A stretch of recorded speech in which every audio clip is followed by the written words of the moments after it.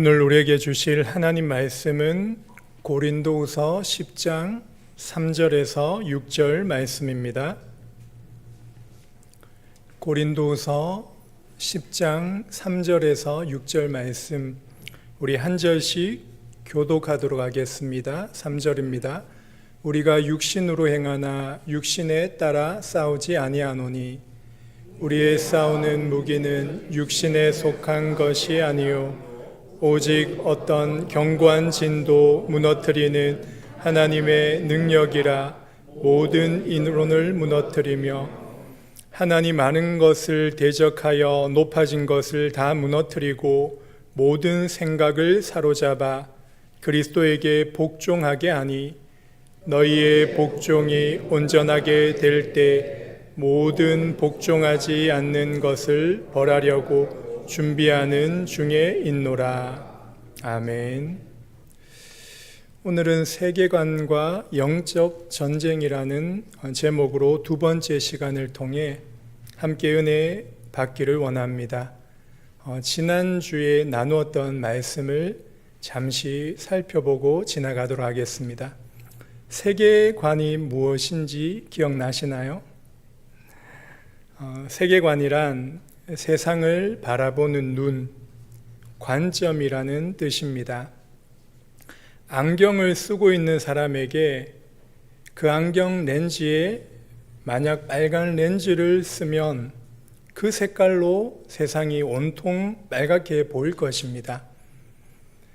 이처럼 사람들이 살아가면서 당연하게 생각하고 선택하고 행동하는 그 모든 것들이 바로 이 자신의 세계관에서 나오는 무의식적으로 반응하는 결과입니다. 세계관은 크게 두 가지의 종류가 있다고 말씀을 드렸습니다. 하나님 중심의 세계관인 성경적 또는 복음적 세계관이 있습니다.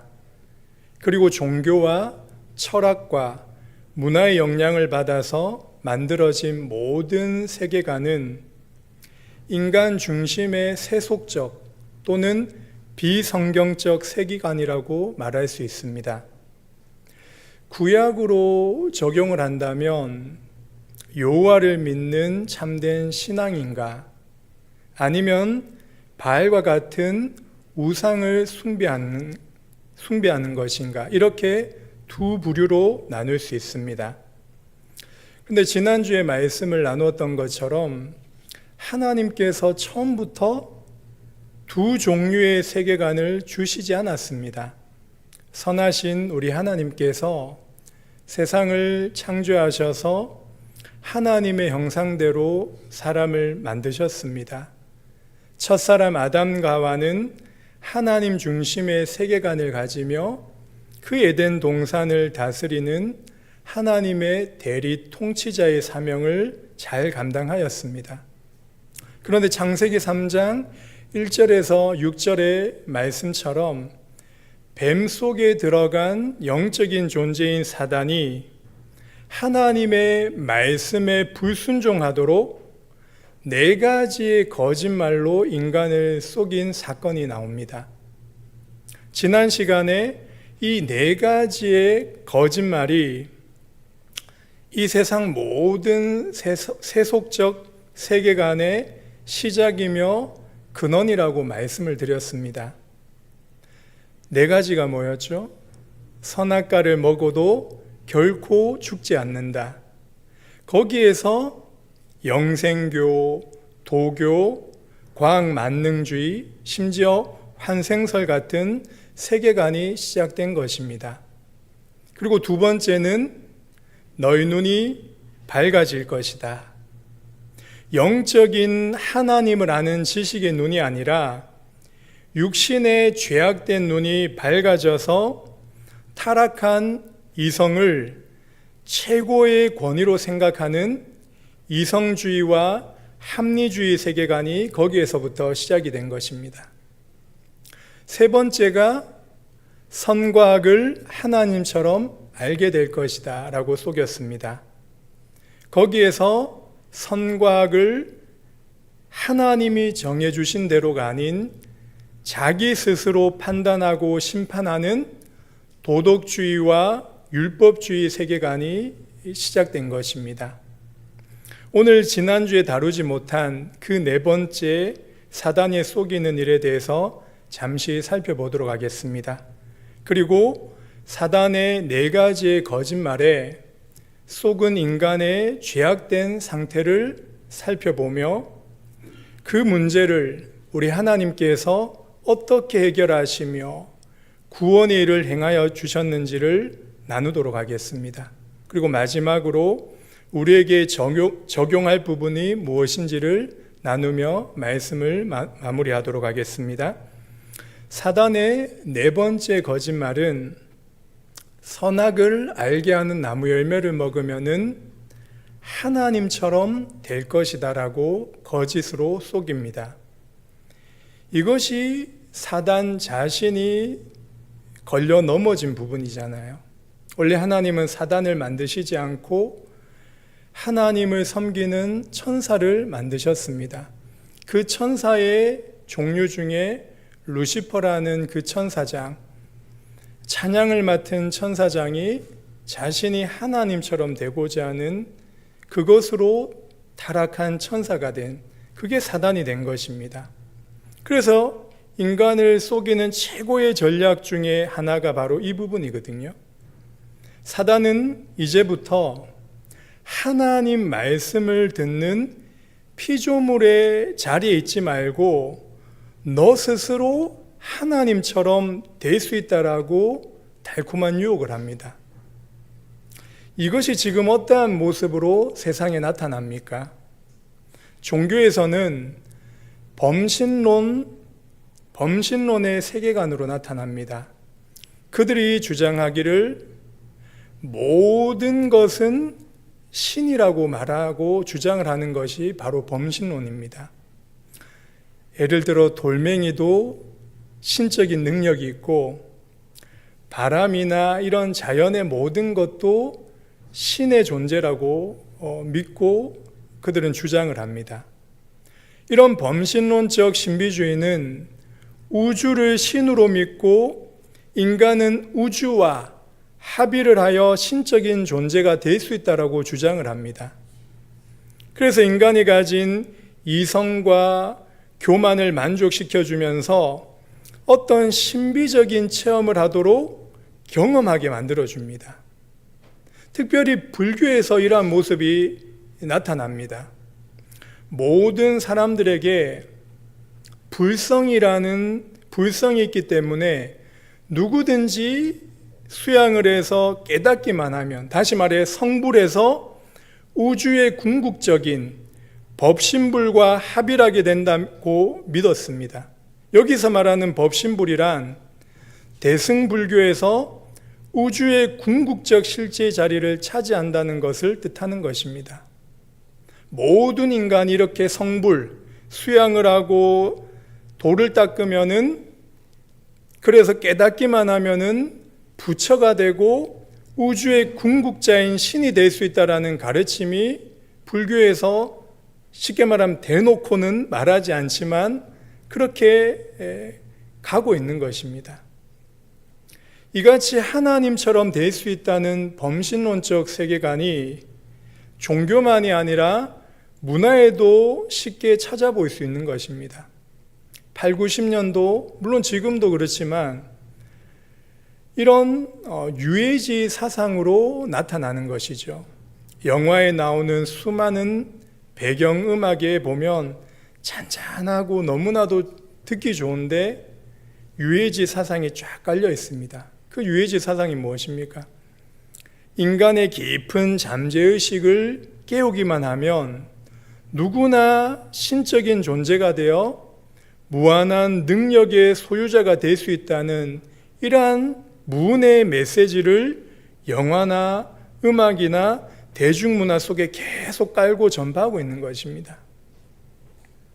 특별히 1960년대부터 시작된 것이 바로 포스트 모더니즘 시대가 시작되었습니다.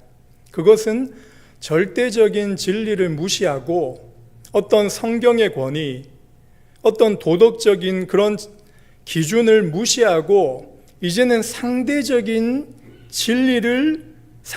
것을 진리로 여길 수 있다라는 시대가 1960년대부터 시작이 됐습니다. 히피 문화, 이런 다양한 문화, 마약, 이런 것이 쫙 깔리게 된 거죠. 이제는 절대적인 진리라는 것은 없으며 자신의 주관적인 생각과 경험을 통해 얼마든지 진리라고 주장할 수 있다는 것이 그들의 생각입니다. 그 배후에는 이러한 범신론적인 세계관이 깊이 깔려 있으며 수많은 철학과 사조들이 이 영향을 받고 우리 자녀들의 교육과 문화와 정치와 삶에 깊이 지금 파고 들어가고 있는 것입니다. 이러한 배경 속에서 나오는 동성애 지지, 차별금지법, 낙태 찬성, 그리고 자유로운 전도 활동을 금지하는 것이 다 이러한 배경 속에서 나오는 것이거든요. 절대 진리라는 것은 성경만이 절대 진리가 아니라 인간이 경험하고 깨닫고 생각하는 그것이 얼마든지 진리가 될 수 있다라는 이러한 현상을 통해서 차별금지법이나 동성애 반대 이런 것을 나쁜 것으로 계속 속이는 것입니다. 더욱 안타까운 것은 교회마저도 이러한 영향을 조용히 받고 있습니다. 그들은 버젓이 교회 안에 침투하여 종교다원주의를 만들어가고 있습니다. 종교다원주의가 무엇입니까? 예수 외에도 다른 구원의 길이 있다라고 직접적으로 말은 하지 않지만 그러한 가르침을 암암리에 전파하고 있습니다. 그들은 신학적인 내용과 교리를 무시하고 우리가 수요 예배 때마다 배우는 그런 웨스트민스터 소교리 문답 너무나도 중요한 것인데 그것은 350년 전에 400년 전에 캐캐 묵은 내용이기 때문에 필요가 없고 배울 필요가 없다라고 무시하고 이제 종교 통합운동의 모습으로 과장하여 사랑과 화합을 강조합니다. 하나님 말씀보다 특별히 자신의 신비적인 체험한 것, 꿈에서 하나님 만나고 온 것, 그리고 하나님의 음성을 들은 것, 하나님의 말씀의 건의보다 음성을 들은 것, 이런 것들이 신사도 운동으로 교회 속에 깊이 파고 들어가고 있습니다. 그런 걸 자세히 보면 유튜브에 쫙 깔려 있는데요. 조회수가 엄청납니다. 금리발을 만들었다. 그리고 어떤 병이 있었는데 그런 부흥회나 집회에 가서 치유받았다. 물론 치료받고 치유받는 게 참 복된 거지만 예수님을 믿고 구원의 감격과 감사에 대한 간증은 없고 치료받은 것, 변화된 것, 복받은 것 이런 것만 간증을 하니까 결국 거기에는 예수라는 그 유일한 구원의 길을 말하지 않는 것이죠. 그리고 요즘에는 더욱 심각한 것이 교회 안에 복음보다 정치 신념과 이데올로기로 교회 표를 만들고 특정 정치인과 지도자를 맹목적으로 따르게 만드는 이런 다양한 모습으로 지금 나타나고 있습니다. 그러나 참으로 감사한 것은 하나님께서 이러한 거짓된 세계관에 살도록 그냥 우리를 내버려 두지 않으셨다는 것입니다.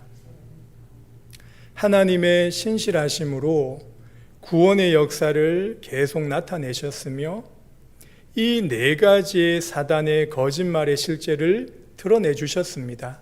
그리고 그 해답을 우리에게 분명히 성경을 통해서 말씀하고 있는 것입니다. 이것도 우리가 하나하나씩 살펴보도록 하겠습니다. 사단의 네 가지의 거짓말에 대한 하나님의 해결책을 보도록 하겠습니다. 결코 죽지 않는다라는 그 사단의 거짓말에 속아서 인간은 반대로 어떻게 되었습니까? 결코 죽게 되었습니다. 그리고 그 죽음은 한 번의 죽음으로 끝나는 것이 아니라 육신은 흙으로 돌아가지만 그 영혼은 죽지 않고 영원한 죽음의 형벌인 지옥에 떨어져서 고통을 받으며 영원히 살게 되는 것입니다. 이러한 문제를 해결하시기 위해서 하나님께서 우리 인간에게 주신 언약이 바로 은혜 언약을 주신 것입니다. 인간이 해결할 수 없는 그 죄로 인한 죽음의 문제를 해결하시기 위해서 여자의 후손을 보내시겠다라고 창세기 3장 사건, 타락 사건이 터지자마자 말씀하셨습니다. 창세기 3장 15절 말씀입니다. 우리 함께 읽어보겠습니다. 시작. 내가 너로 여자와 원수가 되게 하고 내 후손도 여자의 후손과 원수가 되게 하리니 여자의 후손은 내 머리를 상하게 할 것이요 너는 그의 발꿈치를 상하게 할 것이니라 하시고, 지금 하나님께서 사단에게 선언하고 있는 말씀입니다. 자세히 보게 되면 이때부터 세상은 두 진영으로 나누어집니다. 여자의 후손과 뱀의 후손, 다시 말해 사단에 속한 자와 하나님께 속한 자들. 세상에는 이 두 진영밖에 없습니다. 가인의 후손 계열 속에 있는 뱀의 후손인가, 아니면은 셋에 속한 그 후손인가, 아브라함의 언약 백성인 여자의 후손에 속한 것인가, 아니면은 가나안 땅에 있는 그 이방의 족속 가운데 속한 뱀의 후손인가. 여기에 중요한 말씀이 창세기 3장 15절에 나오죠. 여자의 후손이 뱀의 머리를 상하게 할 것이고 뱀은 여자의 후손의 발꿈치를 상하게 할 것이니라. 희미하지만 우리에게 십자가를 예언해 주고 있는 말씀입니다. 이 일을 누가 성취하셨습니까? 바로 여자의 후손으로 오신 그리스도 예수께서 이 땅에 오셔서 죽음의 일평생 종노릇하여 죄 가운데 있는 자들에게 이 구원의 기쁜 소식을 알려주셨습니다. 히브리서 2장 14절 15절 말씀입니다. 우리 같이 읽겠습니다. 시작. 자녀들은 혈과 육에 속하였음에 그도 또한 같은 모양으로 혈과 육을 함께 지니심은 죽음을 통하여 죽음의 세력을 잡은 자 곧 마귀를 멸하시며 또 죽기를 무서워함으로 한평생 매어 종노릇하는 모든 자들을 놓아주려 하심이라. 저는 이 말씀을 너무 좋아합니다. 여자의 후손으로 오신 예수님께서 십자가의 죽음을 통해서 죽음의 세력, 죽음의 권세를 잡은 그 마귀 사단을 이기셨다라고 말씀합니다. 그리고 15절에 뭐라고 말씀합니까? 또 죽기를 무서워함으로, 결코 죽지 않을 것이라고 생각을 했었는데 거기에 속아서 한평생 죽음의 종노릇하면서 살아가는 것이 인류의 인생의 모습인 것입니다. 그런데 예수님께서 십자가의 죽음과 부활을 통해 죽음의 권세를 이기시고 승리하셔서 믿는 모든 자에게 죽음의 권세를 이기는 이 놀라운 자유를 주셨다라고 말씀하십니다. 이것이 바로 하나님이 우리에게 주신 완전한 복음이죠. 예수님이 행하신 그 십자가의 죽음과 부활을 믿는 자에게는 죽음이 이제 더 이상 두려움이 아니라 그 죽음에 갇혀서 종노릇할 수 없다는 것을 분명히 말씀합니다. 그 육신의 죽음이 이제 끝이 아니라 영원한 천국, 우리 주 예수 그리스도께서 계시는 거기에 우리를 반겨주실 곳이고, 그 죽음이 바로 그 천국에 들어가는 출입구라는 것을 깨닫게 되는 것입니다. 사도 바울은 이러한 그리스도의 복음을 깨닫고 체험하면서 고백한 것이 무엇입니까? 빌립보서 1장 20절 21절 말씀입니다. 우리 함께 읽겠습니다. 시작. 나의 간절한 기대와 소망을 따라 아무 일에든지 부끄러워하지 아니하고 지금도 전과 같이 온전히 담대하여 살든지 죽든지 내 몸에서 그리스도가 존귀하게 되게 하려 하나니 이는 내게 사는 것이 그리스도니 죽는 것도 유익함이라. 아멘. 바울에게 있어서 복음 때문에 죽음을 대하는 이 세계관이 완전히 바뀌어진 것입니다. 구원받기 전에는 죄의 형벌로서 죽게 되어 영원한 지옥 심판을 받게 되었습니다. 하지만 이제는 그리스도로 말미암아 구원받게 되어 죽음에 대한 태도가 완전히 변화된 것입니다. 그리고 인생을 사는 삶의 목적과 이유도 자기 중심이 아닌 그리스도 중심으로 변화된 것을 고백하고 있습니다. 그러니까 살아도 그리스도 때문에, 죽어도 그리스도 때문에 죽을 수 있다라는 이런 놀라운 고백을 하는 것입니다. 이 말씀이 또한 저와 여러분들의 참된 믿음이 되기를 간절히 소원합니다. 두 번째 사단의 거짓말인 너희 눈이 밝아질 것이다 라고 말을 듣고 어떻게 되었습니까? 그 전에 보지 못했던 죄악된 그 육신의 눈이 밝아지기 시작했습니다. 그래서 선악과를 따먹고 가장 먼저 한 것이 무엇입니까? 창세기 3장 7절에 보면 이에 그들이 눈이 밝아져서 자기들이 벗은 줄을 알고 무화과 나무 잎으로 엮어 치마로 만들어 입었다고 합니다.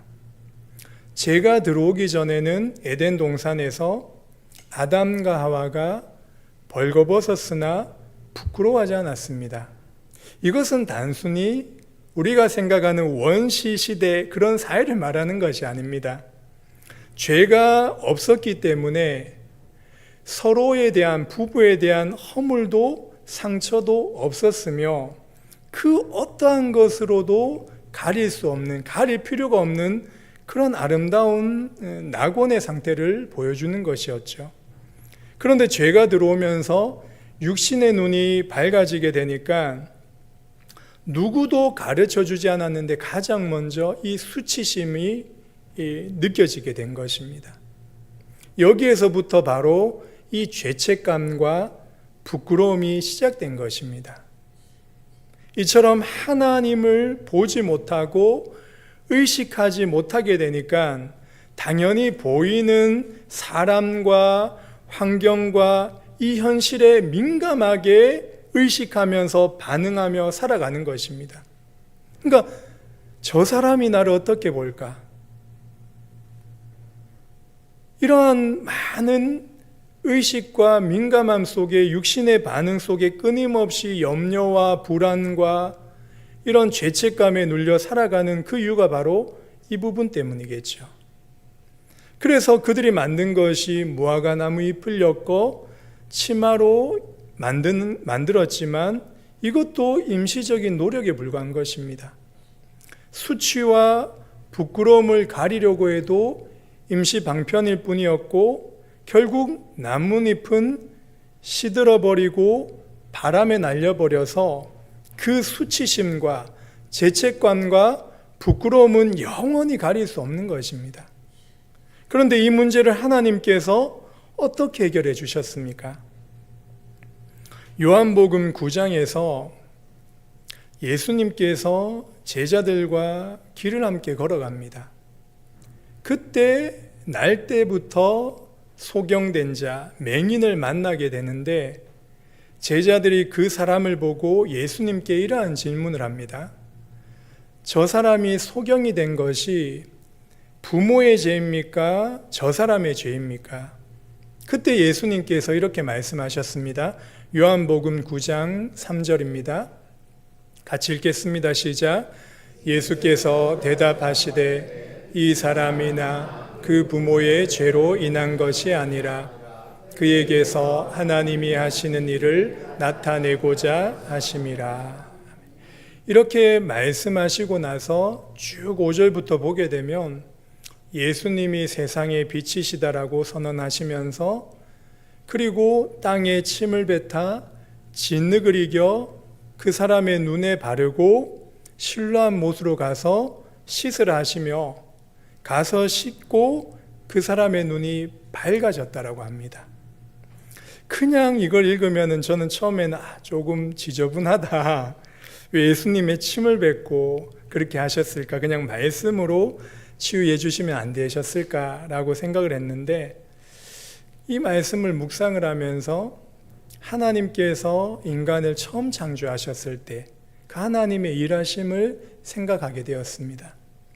아담을 흙으로 빚으시면서 그 코에 생기를 불어넣으셨을 때 인간이 만들어지고 하나님의 형상대로 지음을 받았죠.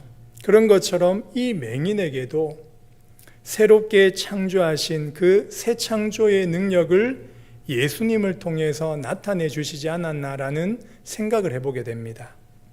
그런데 이 맹인이 눈을 뜬 이 사건으로 인해서 종교 지도자들과 바리새인들이 이 다툼이 일어나는 것입니다.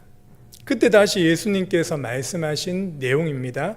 요한복음 9장 우리 39절에서 41절 말씀 보겠습니다. 시작. 예수께서 이르시되 내가 심판하러 이 세상에 왔으니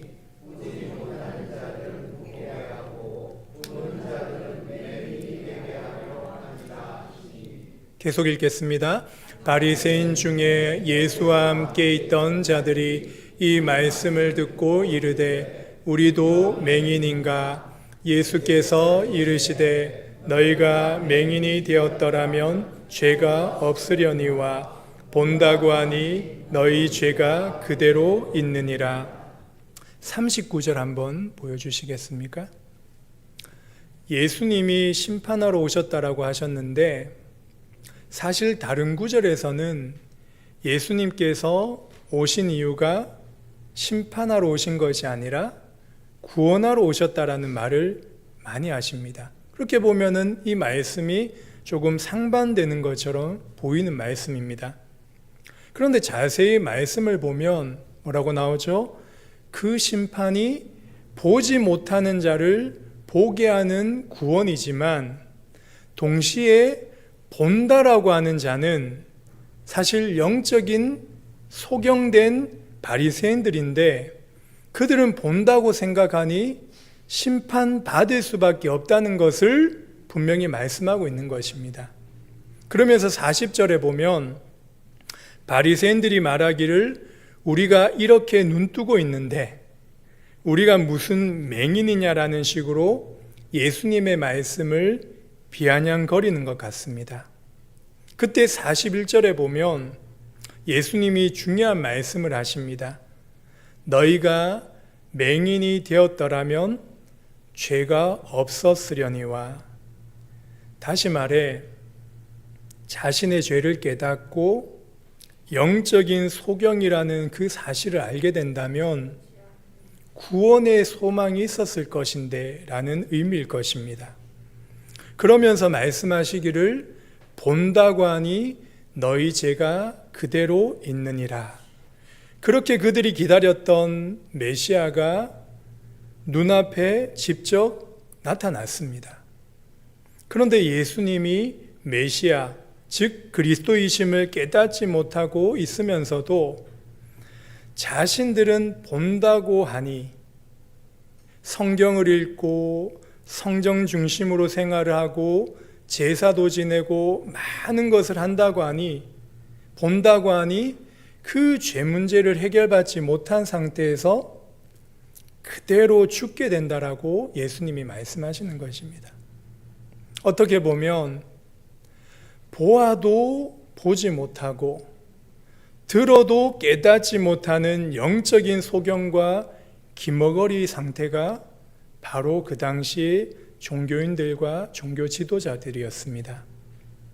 그러나 반대로 죄로 인하여 보지 못한다는 그 사실을 깨닫고 간절히 보기를 원하는 자에게는 주님을 보여주시는 그 구원의 은혜가 있게 되는 것을 우리에게 말씀해 주시는 것입니다.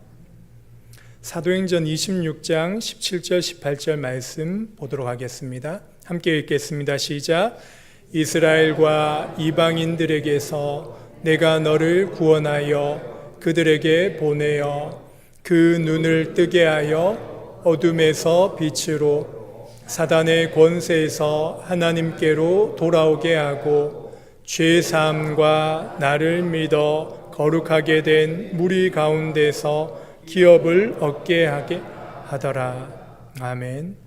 그 전에 사울이었던 바울은 자신은 하나님의 열심으로 눈을 뜬 자라고 생각을 했습니다. 그리고 하나님을 위한 그 열심 때문에 예수님을 믿는 초대교회를 박해하였습니다. 근데 사도행전 9장에 다메섹 도상으로 그 교회를 핍박하고 예수 믿는 자를 핍박하러 가는 그때 부활하신 주님을 만나면서 눈이 멀게 되죠. 그러나 그 눈이 멀게 되면서 진정 눈을 뜬 것이 바로 오늘 이 사도행전 26장 18절의 말씀입니다. 어둠에서 빛으로 사단의 권세에서 하나님께로 돌이키는 그 영적인 눈이 열려진 것입니다. 사단의 세 번째 거짓말이었던 하나님처럼 스스로 이제 선과 악을 판단하게 될 것이라고 하였습니다. 그 결과 인간은 끊임없이 스스로 판단과 정죄를 일삼으면서 다른 사람을 쉽게 판단하고 정죄하고 또한 자신도 다른 사람들로부터 판단과 정죄를 받게 되는 것입니다. 세상은 이처럼 답이 없으면서도 자신이 가지고 있는 선과 악의 기준이 답인 것처럼 착각하며 살아가고 있습니다. 이것이 바로 죄악 가운데 살아가는 인간의 모습을 그대로 우리에게 보여주고 있는 것입니다. 그렇다면 이 문제를 하나님께서 어떻게 해결해 주셨습니까? 하나님은 율법을 창시하시고 만드신 분이시잖아요. 그리고 그 율법의 주인 되시며 선과 악의 최종 권위를 가지신 그 하나님께서 그의 독생자들 그리스도를 보내셔서 율법의 저주를 대신 받게 하신 것입니다. 갈라디아서 3장 13절 말씀입니다. 우리 함께 읽겠습니다. 시작.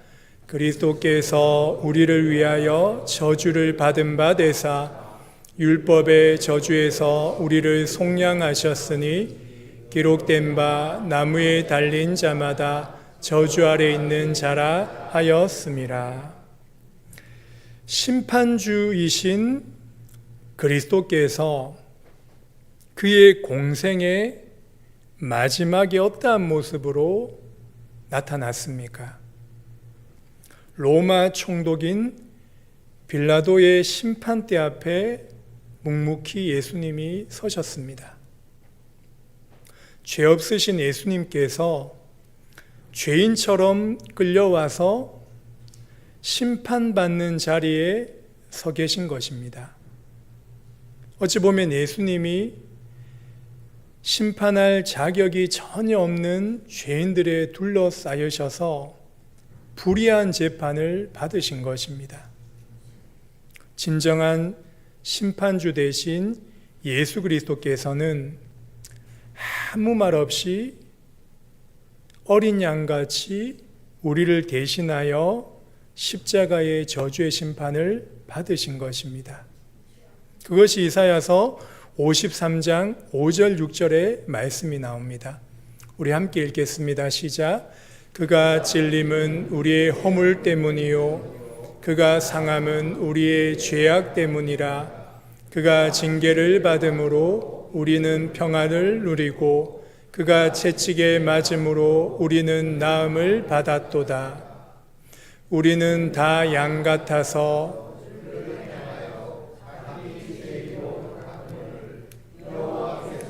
우리 모두의 죄악을 그에게 담당시키셨도다. 아멘. 마지막으로 사단의 네 번째 거짓말이었던 너가 스스로 이제 하나님처럼 될 수 있다라고 하였습니다.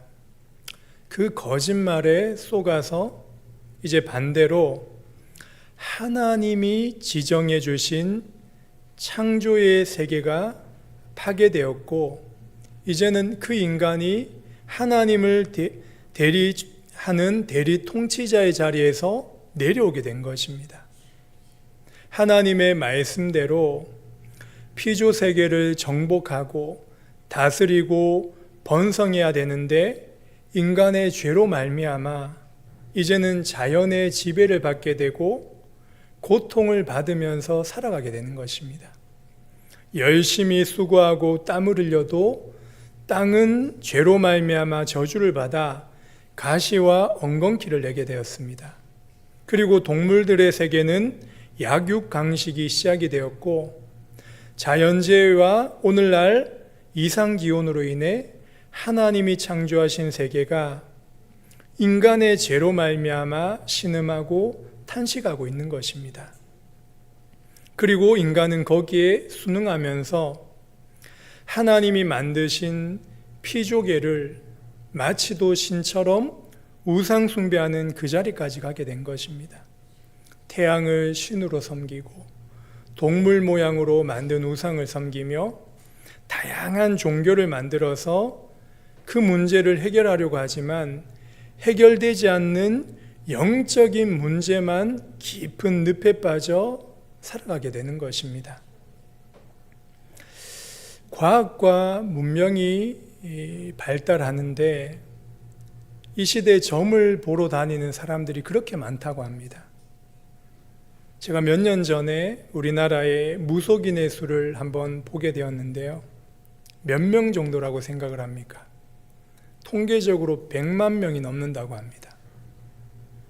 기업가나 정치인들이 무속인을 신뢰하고 심지어 교회를 다니면서도 점을 치러 다니는 사람들이 그렇게 많다고 합니다. 그리고 홍대나 이런 대학가에 그런 젊은이들이 이성과 그리고 이런 지식과 많은 그 가장 왕성한 시기 때 타로점, 그럼 점집이 쫙 대학가에 깔려 있더라고 합니다. 이처럼 하나님처럼 높아지려고 했던 그 사람이 이제는 가장 낮아져서 비참한 존재로 전락하게 되었습니다. 이 문제를 해결하시기 위해 하나님께서 어떠한 일을 우리에게 행하셨습니까? 그것이 바로 하나님의 아들이신 그리스도께서 사람의 몸을 입고 이 땅에 성육신하신 것입니다. 요한복음 1장 14절입니다. 우리 함께 읽겠습니다. 시작. 말씀이 육신이 되어 우리 가운데 거하심에 우리가 그의 영광을 보니 아버지의 독생자의 영광이요 은혜와 진리가 충만하더라. 아멘. 창세기 3장 15절에 은혜 언약을 약속하신 그 말씀대로 여자의 후손, 남자의 씨를 받아서 태어나셨다면 예수님도 원죄를 가지고 태어나셨을 것입니다. 그런데 예수님은 남자의 씨를 받고 남자의 후손으로 태어나신 것이 아니라 여자의 후손, 처녀 마리아의 몸에서 성령으로 잉태되어 죄가 없으신 완전한 사람으로 이 땅에 오신 것입니다. 그래서 예수님은 완전한 하나님이시면서 동시에 완전한 사람으로서 죄가 없으시다는 것입니다.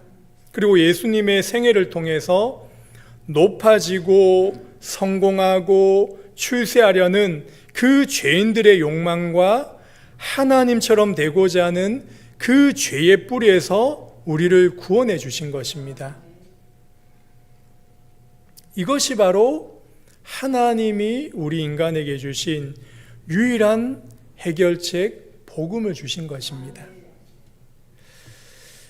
오늘 읽은 본문을 잠시 살펴보고 말씀을 마무리하도록 하겠습니다. 오늘 읽은 본문에 잠시 돌아가서 고린도서 10장의 배경은 사도 바울의 사도권 변호에 대한 내용을 다루는 내용이 나옵니다.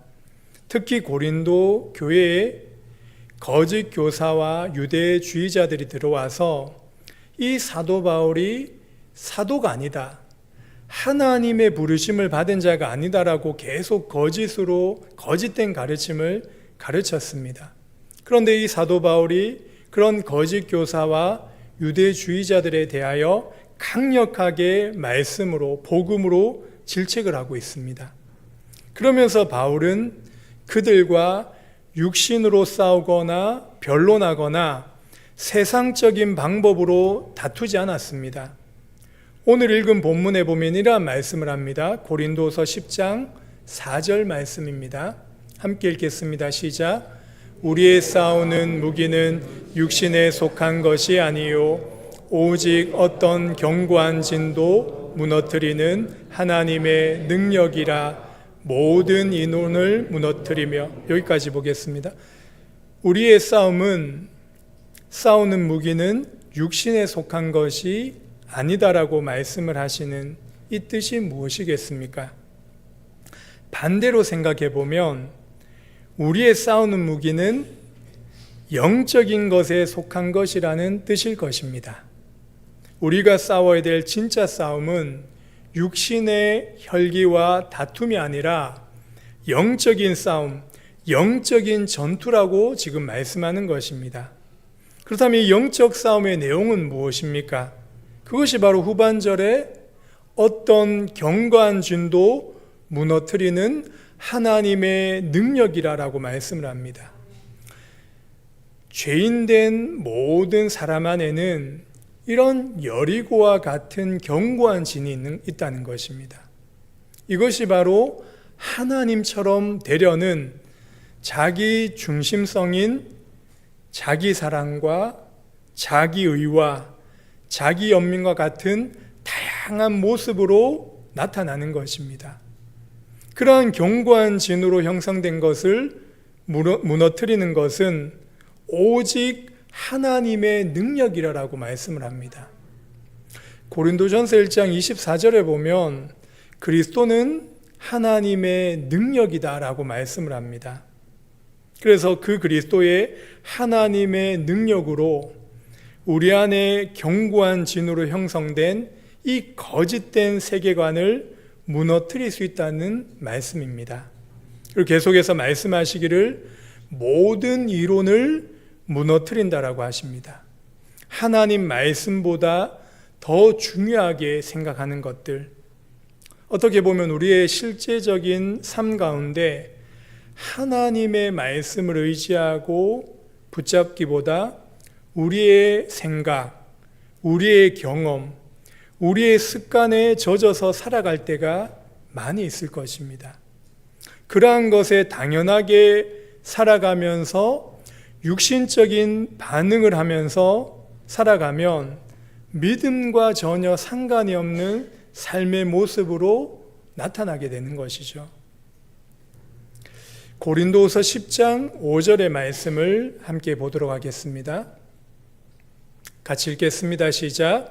하나님 아는 것을 대적하여 높아진 것을 다 무너뜨리고 모든 생각을 사로잡아 그리스도에게 복종하게 하니.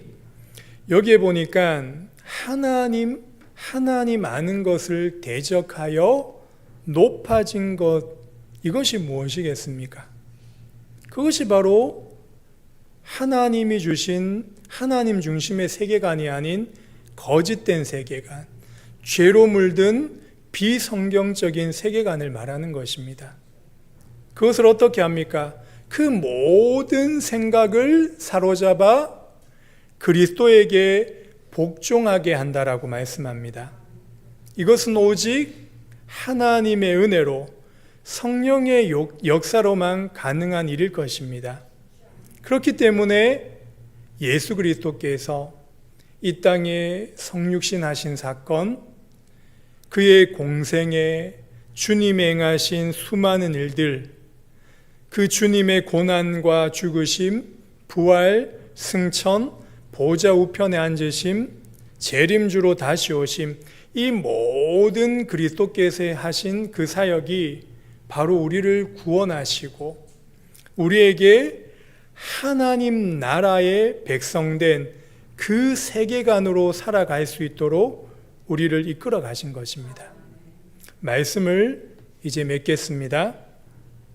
성경적 세계관이란 크게 성경 전체를 네 가지의 관점으로 늘 보며 의식, 무의식 중에 담고 살아가는 것입니다. 그 네 가지가 바로 창조, 타락, 구속, 회복, 완성, 이 네 가지의 관점, 창조, 타락, 구속, 회복이라는 이 눈, 이 관점으로 성경과 세상을 보는 것을 의미하는 것입니다.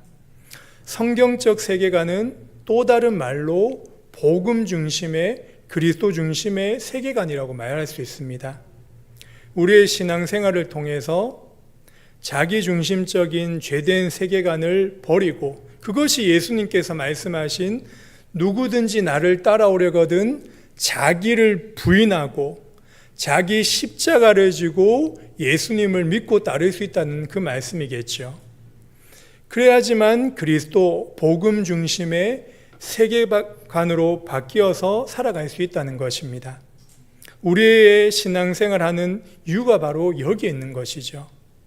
궁극적으로는 하나님의 영광과 그분을 즐거워하는 것입니다. 그러나 그 과정 속에서 우리는 점점 자기중심적인 세계관, 그 세계관에서 그리스도 중심적인 세계관으로 바뀌어져 가는 것입니다.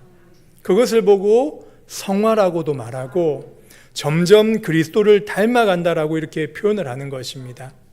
이 과정은 절대로 만만치 않고 쉽지 않습니다. 우리의 힘과 노력으로는 절대 불가능한 일일 것입니다. 그러나 오직 성령의 도우심과 주의 은혜로 이 일을 이룰 수 있다는 것을 분명히 우리에게 말씀합니다. 가장 먼저 우리 자신의 세계관이 말씀의 빛을 통해 어떠한지를 깨닫고 발견하는 것에서부터 시작되어야 할 것입니다. 영적인 소경된 상태를 깨달아야지 주께로 돌이키듯이 우리가 지금까지 살아오면서 생각하고 경험하고 겪었던 그 모든 바탕으로 보는 그 렌즈가 과연 성경적이고 복음적인 세계관입니까? 아니면은 복음을 듣고 은혜를 받았지만 세속적인 세계관으로 세상을 보고 교회를 보고 자신과 사람을 보고 있는지 스스로 말씀 앞에서 점검해야 될 것입니다. 이번 두 번의 설교를 통해서 제가 충분히 세계관과 영적인 전쟁에 대해서 충분히 다루지 못한 부분이 있을 것입니다. 지금까지 나눈 말씀을 통해서 계속해서 우리의 세계관이 세속적 세계관에서 점점 그리스도 중심의 세계관으로 변화되기를 간절히 소원합니다. 그러기 위해서 가장 중요한 것이 우리의 삶이 예배 중심으로 삶이 재편되어야 할 것입니다. 또한 말씀과 기도의 은혜의 수단을 부지런히 사용하면서 이 복음의 세계관에 깊이 뿌리내기를 기도해야 될 것입니다. 우리 사랑하는 행복한 성도님들이 성경적 세계관을 가지셔서 이 복음의 렌즈로 세상과 교회와 이 시대를 바로 볼 수 있는 그런 영적인 눈이 열려지시기를 주님의 이름으로 간절히 기도합니다. 이 시간 우리 합심해서 기도하겠습니다. 먼저 기도하기 전에 중요한 간구